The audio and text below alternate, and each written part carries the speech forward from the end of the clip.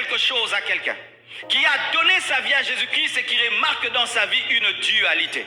Une dualité entre le nouvel homme et l'ancien homme. Entre ce que tu étais et ce que tu es. Où tu sens ta vie passée combattre ta vie présente. C'est pas que tu n'es pas né de nouveau. Tu es né de nouveau, mais tu as maintenant la révélation que malgré ta conversion, le vieil homme est là. C'est une étape où tu es parfait, mais dans le temps. Parfait avec un diable qui rôde autour de toi. Parfait avec ta vie passée qui continue à te réclamer. Mais ce n'est pas parce que ta vie passée te réclame que tu n'as pas de nouvelle vie. Mais par la nouvelle vie, par le Saint-Esprit, tu dois crucifier l'ancienne nature afin de demeurer en Christ. C'est pourquoi la Bible dit que ceux qui sont en Christ ont crucifié la chair avec ses désirs. Et Jésus dit, si quelqu'un veut être mon disciple, qui renonce à lui-même, qu'il me suive et qu'il se charge chaque jour de sa croix. Frères et sœurs, lorsque tu arrives à cette étape que j'ai mis en rouge, parce que rouge c'est le combat, noir c'est l'ignorance. Sache qu'il y a un combat, le combat de la foi, où tu dois te battre à ne plus regarder ta vie passée, mais fixer ton regard vers ton futur et considérer ta vie passée comme la boue, comme une perte, comme la boue, comme une perte, et avoir les yeux fixés sur Jésus qui est l'auteur et le consommateur de ta foi. Mais il y aura un combat. La Bible reconnaît, malgré que nous sommes sauvés, le diable continue à rôder autour de nous comme un lion rugissant. Et Jésus dit, le prince de ce monde vient, mais il n'y a rien de lui en moi. Il viendra, mais il ne doit pas trouver ta vie passée dans ta vie présente.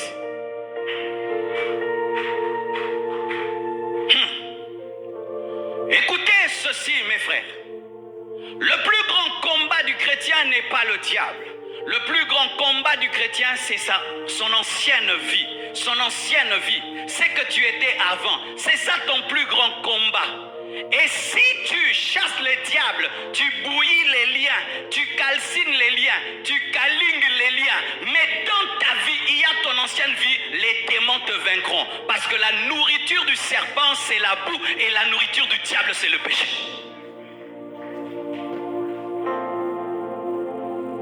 Dans le passé, le diable était en toi.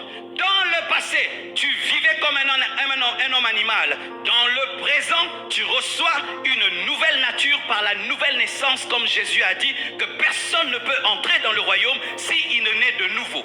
Tu as une nouvelle nature, mais cette nouvelle nature dans le présent est combattue par le diable qui rôde autour de toi et par ton ancienne nature. Mais tu es sauvé, tu es parfait.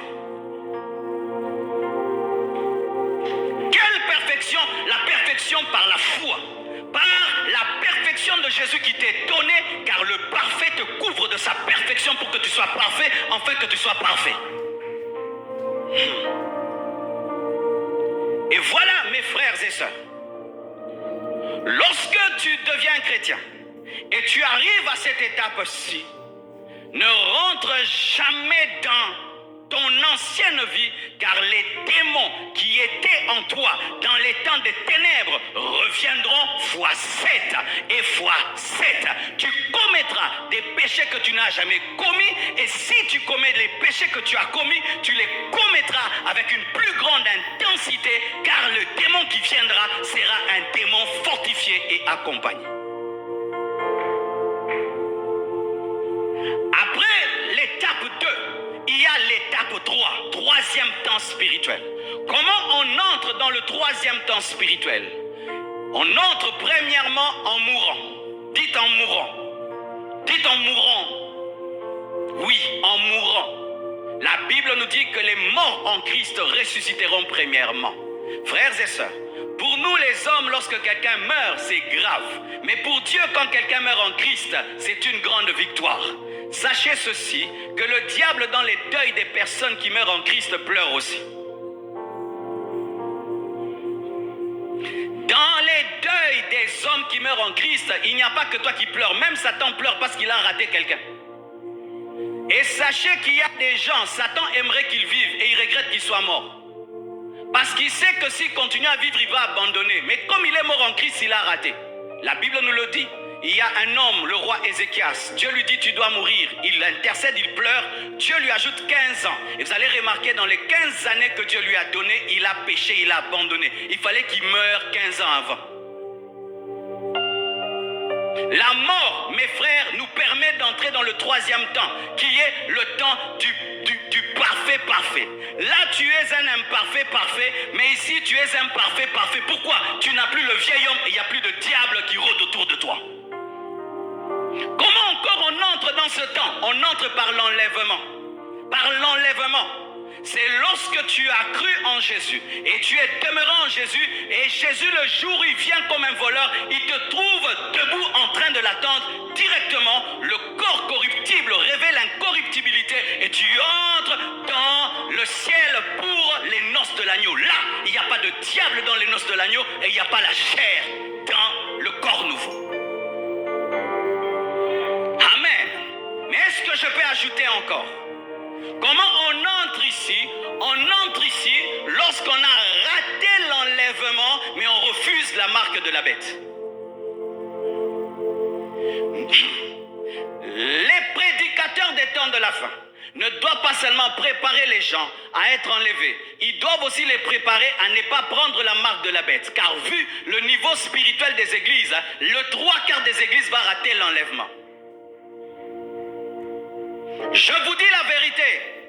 Si votre standard spirituel, c'est ce standard spirituel de prier beaucoup et de pécher beaucoup, alors nous les pasteurs, on doit aussi vous préparer à la deuxième session.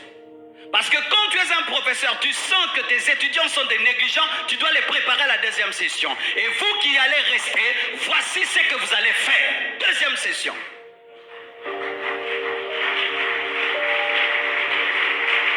Je suis très sérieux.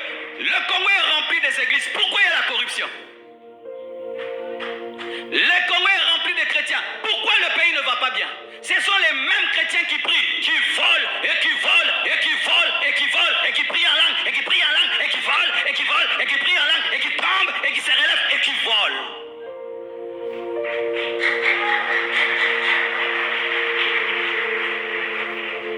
Si notre spiritualité était réelle, ce pays allait déjà changer. Ce pays ne change pas parce qu'il révèle la bassesse de notre christianisme, donc nous allons rater l'enlèvement. Et comme c'est cela, nous devons vous préparer à résister devant la marque de la bête qui est en train d'arriver. Comment on entre dans ce temps? C'est que lorsque l'Église est enlevée, voici ce qui va se passer au ciel, c'est que les enlevés passeront par ce qu'on appelle le tribunal de Christ. Le tribunal de Christ n'est pas un tribunal de jugement, c'est un tribunal de récompense. Chacun de nous, selon ce qu'il a fait pour Dieu, sera récompensé. Même un verre d'eau sera récompensé. Vous savez ça? Même un verre d'eau, même un $10, un $1 donné à un pauvre sera récompensé. Oh, acclamons la fidélité de Dieu. Si même quand tu étais enfant, tu avais 12 ans, tu as fait quelque chose pour la gloire de Dieu, Dieu va te récompenser pour ce que tu as oublié, parce que lui n'oublie jamais, il a un livre de souvenirs. Il a un livre de souvenirs. Faites-le bien, faites-le bien, faites-le bien, faites-le bien. Même si les hommes ne disent pas merci, même s'ils sont ingrats, faites-le bien. Le tribunal de Christ n'est pas le tribunal de jugement. Pourquoi? Parce que celui qui est en Christ ne peut plus être condamné. Il n'y a plus de condamnation pour ceux qui sont en Jésus-Christ. Précision, qui marchent selon l'Esprit. Qui marchent selon l'Esprit. Ceux qui seront enlevés, ce sont ceux qui marchent selon l'Esprit, qui dorment en esprit, parce que l'enlèvement aura aussi lieu pendant que certains dormiront à cause du décalage horaire. Alléluia. Alors mes frères, certains vont entrer par la mort en Christ, d'autres par l'enlèvement, mais d'autres parce que lorsque nous serons enlevés sur la terre, il y aura la tribulation. La tribulation est une période divisée en deux. 3 ans et demi où 2 serviteurs de Dieu vont servir Dieu dans une puissance, dans une onction semblable à celle de Moïse et celle d'Élie. Et 3 ans et demi, la manifestation du fils du diable. Le diable, c'est vraiment un copiste. Vous savez, l'Antichrist aura la plénitude de Satan parce que Satan aime imiter Dieu. De la même manière que Jésus-Christ aura la plénitude de Dieu, Satan aussi va donner sa plénitude à l'Antichrist. Et l'Antichrist, mes frères, doit paraître sur la terre. Pourquoi? Parce que Satan a vu Dieu envoyer son Fils dans la chair. Lui aussi voudra avoir une chair qui le représente. De la même manière que Dieu a envoyé son Fils en chair, le diable voudra aussi avoir un fils en chair. Mais lui, comme il est incapable de faire le miracle d'une vierge qui enfante, il va récupérer un homme sur la terre. Mais il va totalement le posséder. Et sur la terre va se manifester un homme qui sera le plus grand sorcier, le plus grand magicien, le plus grand occultiste. On l'appelle l'homme du péché. On l'appelle l'abomination de la désolation. Et lorsque cet homme paraîtra, il viendra avec un système économique et politique qui va réclamer que les hommes, pour manger, boire, se promener, se déplacer, puissent avoir sa marque. Il y a un temps, lorsqu'on prêchait ces choses, vraiment, on prêchait seulement parce qu'il faut croire la Bible. Mais aujourd'hui, en voyant où va le monde, frère, nous avons des preuves scientifiques et technologiques que la marque de la bête est en train de venir. Et je vous dis, les hommes prendront la marque de la bête. Vous savez, quand tu lis l'Apocalypse, tu te dis, mais comment les hommes peuvent prendre la marque du diable et adorer le diable? La Bible nous dit que Dieu frappera les hommes qui ont pris la marque de la bête et les hommes vont maudire Dieu. Comment ça? Aujourd'hui, je vois que vraiment cela est possible. Regardez comme avec ce vaccin. Je ne dis pas que le vaccin c'est la marque de la bête, mais comment nous réagissons par rapport au vaccin? Même si tu ne comprends pas ce qu'il y a dedans, tu prends seulement pour voyager, tu vois? Même si tu ne comprends pas ce qu'il y a dedans, si ça va te tuer ou pas te tuer, mais tu prends seulement pourquoi? Qu'on ne te dérange pas au travail, qu'on ne te dérange pas, qu'on ne te dérange pas. Rien que pour des voyages, rien que pour un petit boulot, nous prenons des choses sans comprendre.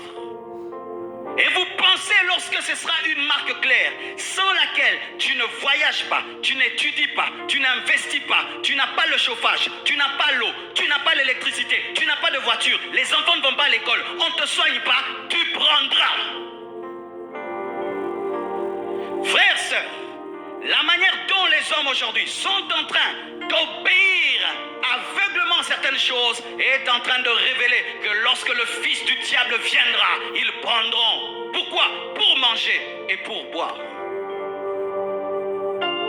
Et lorsque cette marque arrivera, il y aura un tel contrôle mondial par l'internet, par le téléphone, par les satellites, que personne ne pourra échapper au contrôle de l'Antichrist. On saura si toi tu as la marque et si tu n'as pas. Personne ne pourra frauder. Personne ne pourra frauder. Ce sera un arrêt de mort que de refuser de prendre la marque.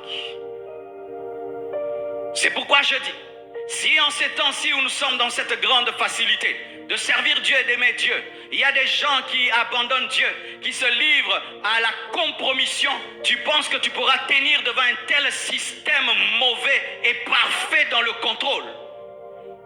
Mais la Bible nous révèle qu'il y a des hommes qui arriveront. Ils arriveront à dire non à l'Antichrist. Et la Bible bizarrement nous parle des Juifs. Israël connaîtra un réveil. Pourquoi? Parce que Dieu se souvient de la promesse qu'il a faite à Abraham. Et la Bible nous dit que les Juifs vont s'opposer à l'Antichrist. Pourquoi? Parce que l'Antichrist va se déclarer Dieu et eux savent qu'un homme ne peut se déclarer Dieu. Ils vont être les évangélistes de la tribulation.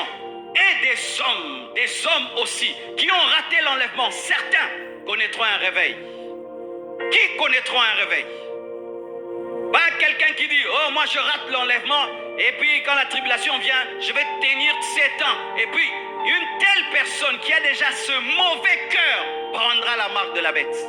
Ce sont des personnes sincères, des personnes qui ne comprenaient pas, des personnes qui ne comprenaient pas, qui au-dedans d'elles avaient la sincérité que Dieu pourra sauver et ouvrir les yeux. Pas des gens qui ratent l'enlèvement en go. On ne se moque pas de Dieu, mes frères. C'est qu'un homme aura sémé, il le moissonnera. Quelqu'un comme toi qui écoute la parole clairement comme ça. Et puis tu dis, je vais rater l'enlèvement et je vais tenir. Tu ne tiendras pas. Fais tout pour être enlevé maintenant. Et voici, mes frères, On y entre par la mort en Christ. On y entre par l'enlèvement. On y entre en tenant bon dans la tribulation jusqu'à ce qu'il y ait l'Armageddon. Parce que vous savez que la tribulation s'arrêtera par la bataille d'Armageddon, qui est la dernière guerre mondiale qui est en train de se préparer. C'est pourquoi cette guerre Palestine-Israël ne s'arrêtera jamais, parce que c'est au travers de cette guerre-là qu'il y aura une guerre qui touchera le monde entier. Le monde entier. Certains seront derrière Israël, d'autres derrière la Palestine, et puis l'ennemi de l'ennemi de l'ennemi est mon ennemi, et puis l'Antichrist se saisira de cela. Et dans cette guerre dans l'Armageddon, toutes les nations de la terre qui étaient sous l'emprise de l'Antichrist vont converger vers Israël dans la plaine qu'on appelle Megiddo. C'est pourquoi on appelle ça la bataille de l'Armageddon. Et ils vont presser Israël à un niveau. Israël, malgré toute sa grande puissance, parce que l'armée juive aujourd'hui, c'est, je crois, la deuxième ou la première ou la troisième armée du monde, mais elle ne tiendra pas. La Bible nous dit que la moitié des Juifs seront tués. La moitié des Juifs seront tués dans cette guerre. Et alors ils vont crier vers Jésus. Quand ils vont crier vers Jésus, Jésus reviendra avec qui? Avec ceux qui ont été enlevés. L'épouse reviendra avec le roi. Et nous reviendrons et nous entrerons dans le millénium. Qui encore entreront? Ceux qui ont résisté pendant 7 ans, ont refusé la marque de la bête, eux aussi entreront. Et encore qui? Ceux qui sont morts dans la tribulation, tués par l'Antichrist, ressusciteront et eux aussi entreront. Amen. Mais ce n'est pas encore la fin des temps. C'est 1000 ans, millénium, 1000 ans. Donc c'est le temps est encore là, mais c'est déjà le futur. Le futur, surtout pour les personnes qui ont été enlevées, qui sont mortes en Christ. C'est déjà le futur parce qu'elles ne connaîtront jamais la tentation du diable. Mais sachez ceci, lorsque plutôt les hommes entreront dans le millénium, le diable sera lié pendant 1000 ans pour qu'il ne puisse pas tenter. L'Antichrist et le faux prophète seront jetés dans le feu. Mais le diable sera lié pendant 1000 ans. Pourquoi? Parce qu'il ressortira encore. Pourquoi le diable ressortira après 1000 ans? Pourquoi? Parce qu'il y a une catégorie d'hommes qui doivent être éprouvés avant d'entrer au ciel, parce que tu ne peux pas entrer au ciel sans le vouloir. Aller au ciel est une volonté. Et qui risqueront d'entrer au ciel sans le vouloir? Ce sont les enfants qui naîtront dans le millénium. Mes frères, malgré qu'il y aura le millénium, il y aura des hommes et des femmes. Les personnes qui seront trouvées vivantes le jour de l'Armageddon, elles ne vont pas mourir. Lorsqu'il y aura la fin de la guerre et qu'il y aura le règne de 1000 ans, ces personnes vont entrer avec leurs femmes s'ils étaient mariés. Les deux, ils ont refusé la marque de la bête. Les deux, ils vont entrer. Ça t'étonne? Mais la Bible nous dit que dans le millénium, il y aura même des gens qui refuseront d'aller adorer à Jérusalem et la pluie leur sera interdite. Le millénium n'est pas la perfection, c'est un temps où Jésus est en train seulement de donner un cours de politique aux politiciens afin de leur montrer comment on gère dans la justice et dans la paix le monde. Et la Bible nous dit que celui qui mourra à 300 ans, on dira qu'il est mort jeune, mais il y aura la mort. Dans le millénium, il y aura la mort. Le millénium n'est pas la perfection. Si vous êtes étonné que je dise qu'il y aurait des enfants qui naîtront, le millénium, ce n'est pas la nouvelle Jérusalem céleste. C'est un règne physique de Jésus sur la terre avec des imperfections, même si le diable sera lié. Amen. On est ensemble? Balance la main si tu n'es pas perdu. Réécoute la vidéo, ok? Alors voici, mes frères et sœurs, après 1000 ans, la Bible nous dit le diable sera délié. Et qu'est-ce qu'il va faire? Il va faire ce qu'il fait toujours. Satan a bon raté. 1000 ans enchaînés, il pouvait en sortir repenti, humble. Non, il sort 100% Satan. Et il va directement. Tu t'imagines, on le sort d'une prison. Au lieu même qu'il se repose même un jour. Non, directement. Et il va rassembler les nations dans une bataille de Gog et de Magog. Et la Bible dit, il va séduire beaucoup de gens. Qui? Ce seront les enfants qui sont nés dans le millénium, certains, pas tous, certains, qui ont subi le règne de Jésus. Ils sont nés là, ils l'ont trouvé. Pour eux, c'est normal. Ils n'ont jamais connu notre temps. Ils n'ont jamais connu c'est quoi l'enlèvement. Ils n'ont jamais connu c'est quoi la tribulation. Ils n'ont jamais connu l'antichrist. Ils n'ont jamais connu cela. Et 1000 ans, c'est beaucoup. Et ont été là. Et quand Satan va amener quelque chose de nouveau, ils vont croire. Et c'est alors qu'il y aura maintenant le jugement dernier. Certains maintenant, tous ceux qui n'ont pas eu leur nom inscrit dans le livre de vie et de l'agneau seront jetés en enfer parce que pour l'instant, personne n'est en enfer. Les personnes qui meurent sans Christ sont dans un mauvais séjour de mort qui est déjà le couloir de l'enfer, mais ce sera en ce moment-là que l'enfer sera ouverte. Et maintenant, il y a ce qu'on appelle la nouvelle Jérusalem céleste, les nouveaux cieux et la nouvelle terre. J'aimerais vous donner une précision. Souvent on dit que la nouvelle Jérusalem céleste, les nouveaux cieux, la nouvelle terre. C'est souvent une confusion qu'on fait. Sachez que bibliquement, il y a d'un côté la nouvelle Jérusalem céleste et d'un autre côté les nouveaux cieux et la nouvelle terre. Je sens qu'on doit lire ça, n'est-ce pas? Prenez un verset.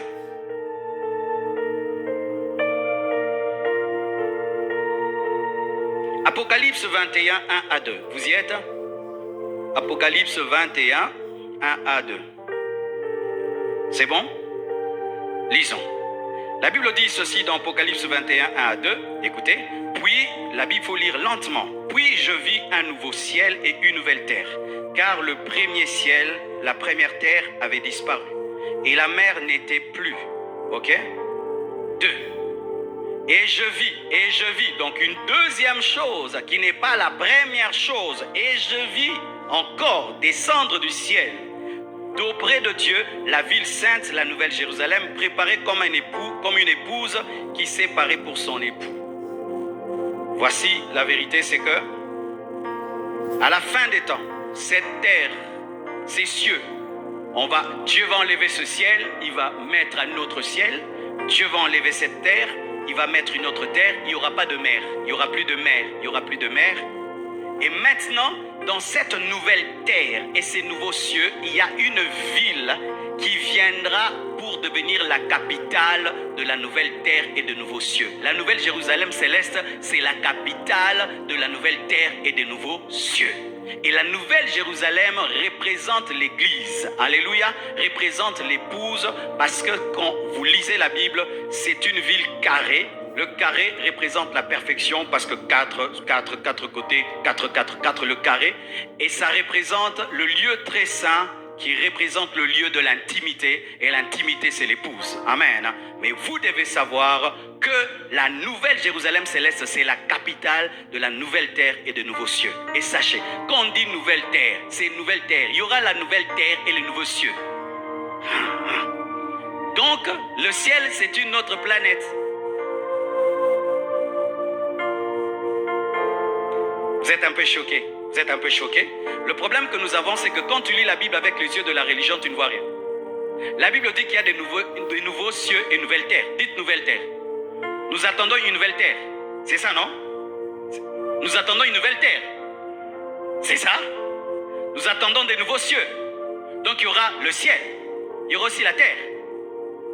Mais une nouvelle terre. Mais quand même la terre. Mais c'est ce que tu dis tous les jours. Vous savez pourquoi? Parce que la religion t'enseigne que nous allons flotter. Je suis allé au ciel, nous flottons. Non, ce sera une nouvelle terre. En soi, Dieu, lorsque Adam et Ève ont péché et que Satan a perverti le jardin, son souci a toujours été de recommencer et de ramener le jardin. Mais cette fois-ci, dans le nouveau jardin, il n'y aura plus le diable, alléluia, mais il y aura sa présence. Quand on parle, c'est pas qu'on sera des esprits seulement. Non, ce sera une vie, une vraie vie. Amen. Mais pas sur cette terre. Maintenant, les témoins de Jéhovah enseignent mal cet enseignement parce qu'ils disent c'est seulement ici. Non, ce ne sera pas ça. Tout ça va être détruit. Tout ça va partir. Dieu va faire autre chose. C'est ce qui est écrit. J'ai besoin de vous expliquer cela en quelques images pour que vous puissiez retenir. J'ai besoin de 4 frères qui vont m'aider à vous expliquer cela. Acclamons le Seigneur. Ils sont où? Les gens de Is? Non, les professionnels. Is. Acclamons Is. Is, c'est un groupe Humour, Intelligence, Sagesse, c'est un merveilleux groupe qui fait un grand ministère d'évangélisation. Acclamons ce groupe. Mon frère, ici, 1. Soyez ici, 1. 2. 3. Et vous, soyez ici. Ok. On peut me donner mes matériaux didactiques? On est allé prendre. Alors, je présente ici, c'est ta vie passée. Ici, c'est ta vie présente. Ici, c'est ta vie future. Dans ta vie future, tu es un parfait, intemporel. Dans ta vie présente, tu es un parfait, imparfait dans le temps. Dans ta vie passée, tu es un homme animal. Alléluia. Et pourquoi je mets le frère derrière? Parce que dans ton présent, il y a une possibilité, soit de continuer, soit de régresser. Mais si vous remarquez derrière lui, je n'aimais personne parce qu'il n'y a aucune possibilité. Une fois que tu meurs en Christ, tu es sauvé, totalement sauvé. Alléluia.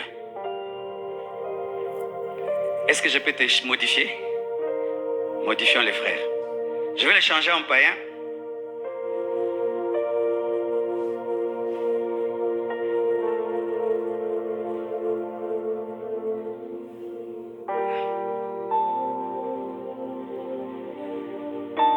Frère Wazalaka.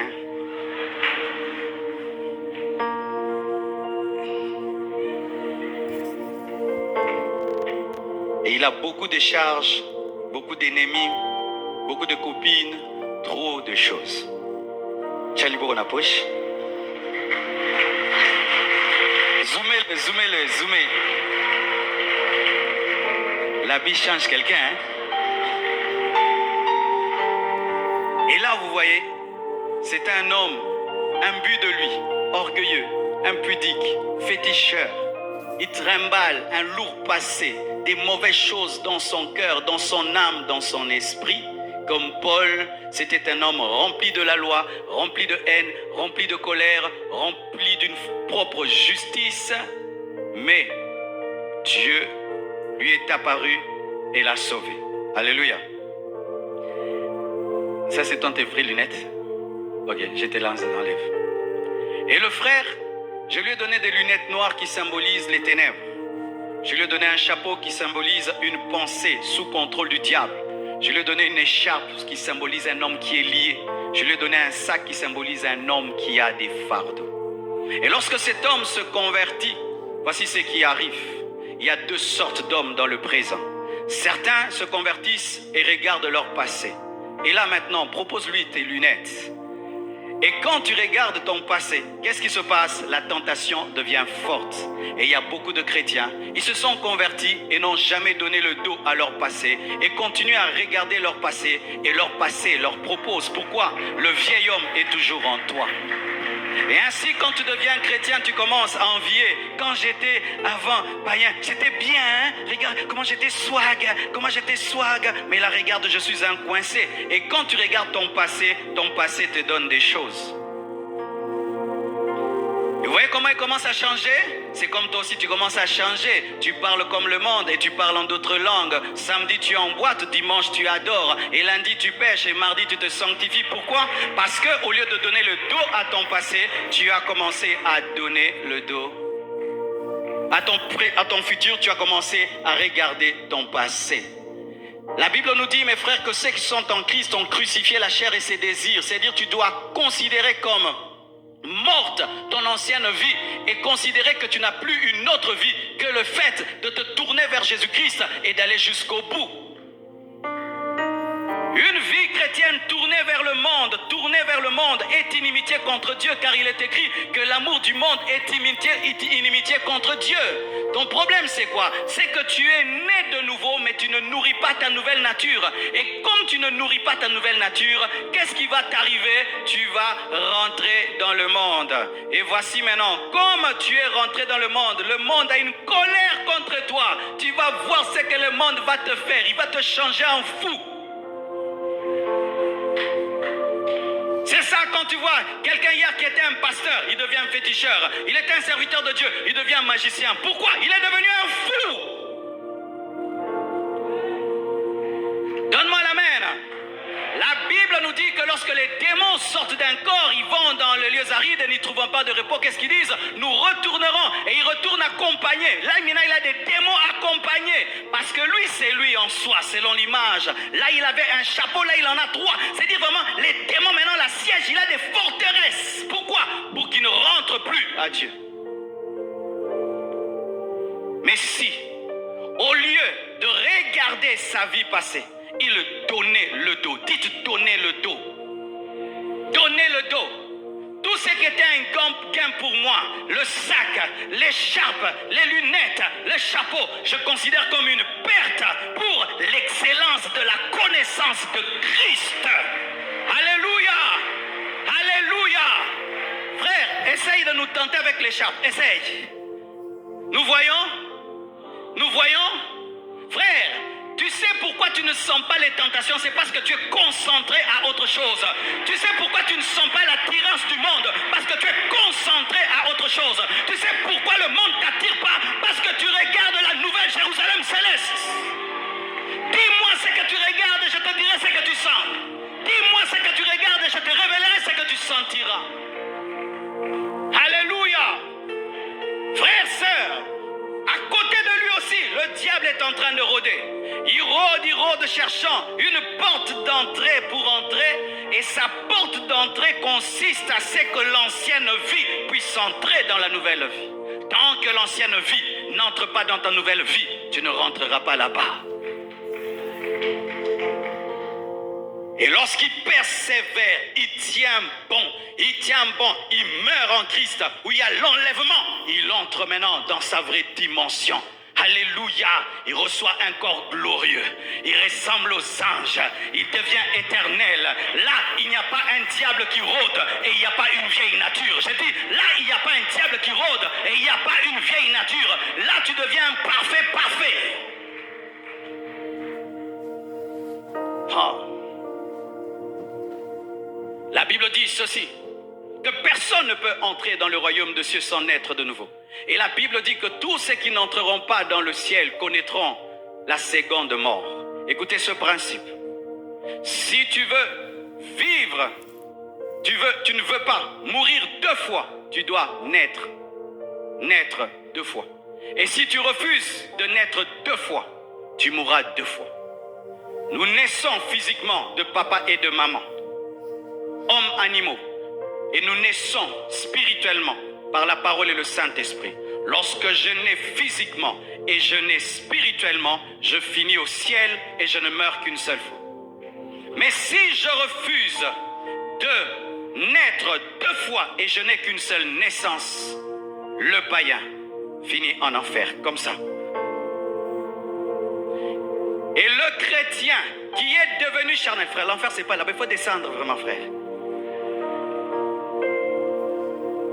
Et le frère qui lui était devenu chrétien mais n'a pas donné le dos à sa vie passée, lui aussi finit en enfer.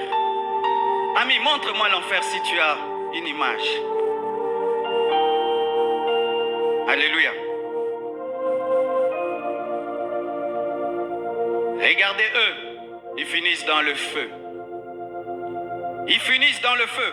Est-ce que Dieu les a destinés au feu? Non, il avait prévu 3 étapes. Et pendant qu'ils finissent dans le feu, c'était leur propre décision. Ils sont venus aussi à l'église, ils ont écouté un prédicateur. Mais ils ont refusé. Ils ont préféré leur vie païenne. Et lui, il est venu à l'église, il a entendu, mais il a préféré retourner dans sa vie païenne. Une souffrance éternelle. Pas d'un jour, ni de 2 jours, mais de toute l'éternité. Frères, sœurs, dommage qu'aujourd'hui, les gens s'habituent à la parole et ne savent pas que c'est une grâce que d'écouter quelqu'un qui peut changer ta trajectoire. Changer ta trajectoire. Le païen finit dans le feu et le chrétien qui est retourné dans le monde finit également dans le feu. Un feu éternel pendant que les autres sont au ciel. Tu peux me mettre le ciel.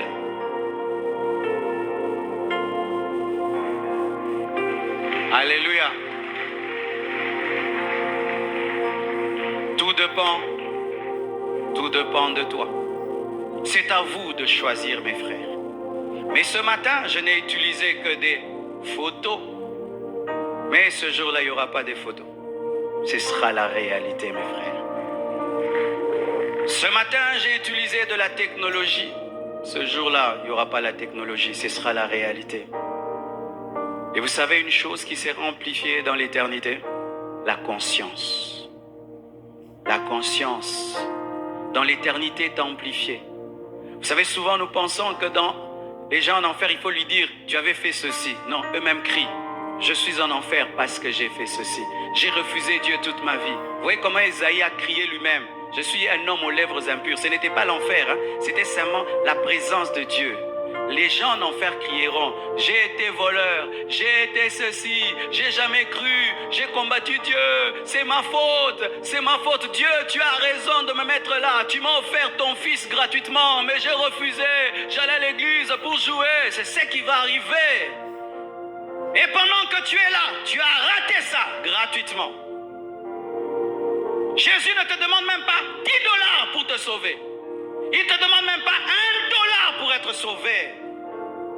Même les démons pourront poser des questions aux hommes. Comment vous vous retrouvez ici? Nous, on a péché, on n'a pas eu un sauveur. Mais vous, vous avez eu un sauveur. Comment vous êtes au même endroit que nous qui n'avons pas eu de sauveur? La rédemption des anges n'existe pas. Mais comme un homme qui a eu un rédempteur finit au même endroit que celui qui n'en a pas eu. Comment nous pouvons finir au même endroit que les démons qui n'ont pas eu un sauveur, qui eux, lorsqu'ils ont péché, ils ont été automatiquement condamnés. Mais nous, malgré le péché, le Fils de Dieu est mort, le Saint-Esprit agit, des prédicateurs prêchent et prêchent et prêchent aujourd'hui. Qu'est-ce qu'on ne nous prêche pas? Tu vas sur Internet, on te prêche. WhatsApp, on te prêche. Tu vas même blaguer sur TikTok, tu trouves la prédication. Tu vas sur Instagram, tu trouves la prédication. Tu vas sur Twitter, tu trouves la prédication. Facebook, la radio, la télévision, les panneaux, partout. Il y a même des coins de rue. Les gens balancent seulement des prédications. Que diras-tu au dernier jour? On t'a pas prêché? On t'a pas exhorté? Que tu n'avais pas compris? Tu n'as aucune raison. Aucune raison. Aucune raison.